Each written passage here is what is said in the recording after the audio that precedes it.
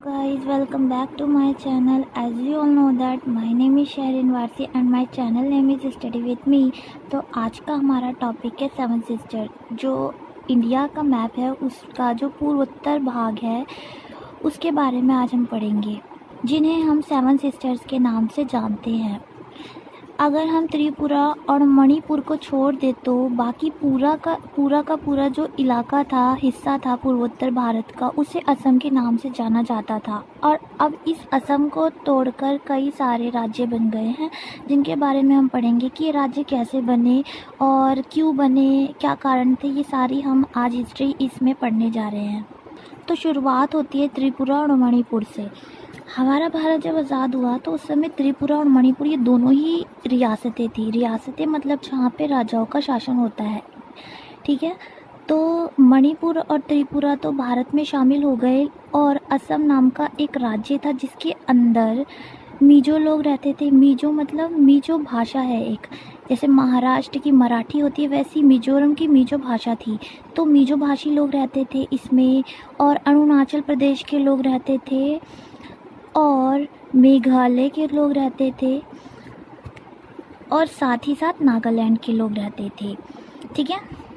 तो ऐसा नहीं है कि ये पूरा इलाका असम के नाम से जाना जाता था, लेकिन सारे लोग जो थे वो अलग अलग भाषा को बोलने वाले थे। कुछ लोग मिजो बोलते थे, कुछ नागा। तो इनको ऐसा लगता था कि असम की जो सरकार है उनके ऊपर अपनी भाषा को थोप रही है और जो उनकी जाति है वो अलग है। तो वो सोचते थे कि उनकी जो जाति है उसको पिछड़ा हुआ ये महसूस करा रहे हैं। तो इसीलिए इन्होंने आंदोलन करा। सभी लोगों ने इकट्ठा होके असम के ख़िलाफ़ आंदोलन करा ताकि उनकी जो भाषा है वो बनी रहे और जो उनकी संस्कृति है, जो उनका कल्चर है, वो उसको फॉलो करते रहे। तो एक ग्रुप बनाया गया। इन लोगों ने एक ग्रुप बनाया जिसका नाम था eastern Indian tribal union. Eastern Indian tribal union. और यही यूनियन जो था 1960 के दशक में बदल कर ऑल पार्टी हिल्स कॉन्फ्रेंस का रूप ले लिया। All, A for all, P for party, H for hills and C for conference, all party hills conference, ठीक है। अब ये जो आंदोलन था इतना व्यापक स्तर पर हुआ कि सरकार को मजबूर होना पड़ा कि असम में से तोड़कर नागालैंड और मिजोरम, मेघालय, अरुणाचल प्रदेश नाम के 4 और राज्यों को बनाया जाए।